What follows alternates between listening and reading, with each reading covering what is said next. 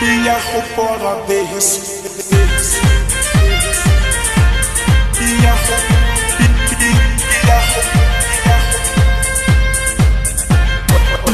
से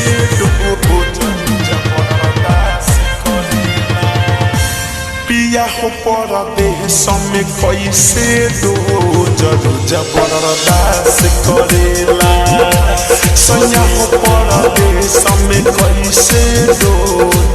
जबरदस्त करेला आवेला जब घरे लगेला रोज करे न कहियो पास सुतेला न कहियो पास सुतेला राजा हो परदेश में कैसे दो जबरदस्त करेला सैया हो परदेश में कैसे दो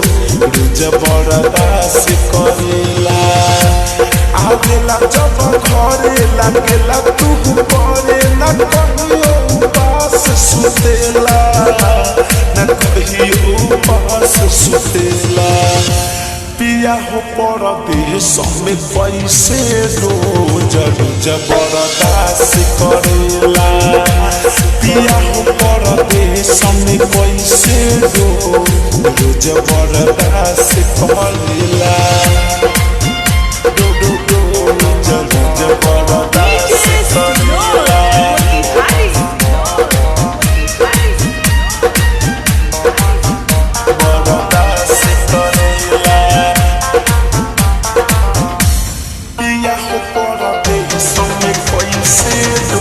DJ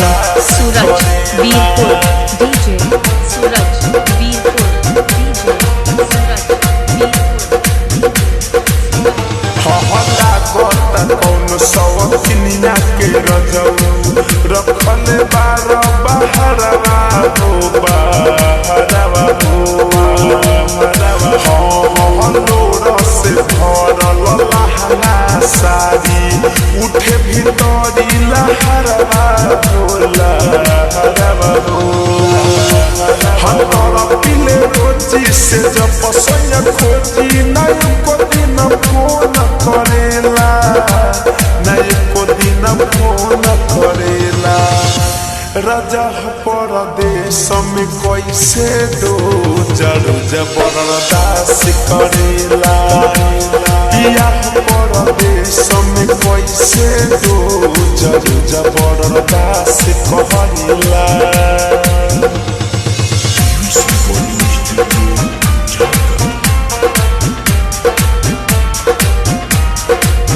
DJ सूरज बीरपुर DJ सूरज बीरपुर DJ सूरज बीरपुर बरदास्त करेला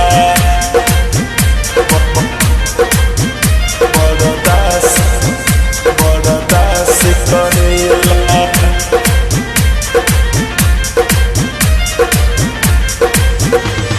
अयूरे सफीर जमू कुंड मनी आई गईले घरवा हो धड़कन सोची सोची लागे बड़ी डरवा हो सपनों मेरा गाय को बेरिया न हमके याद करेला न हमके याद करेला पिया हो परदेश में कैसे दो जबरदस्त करेला सैया हो परदेश में कैसे दो जबरदस्त करेला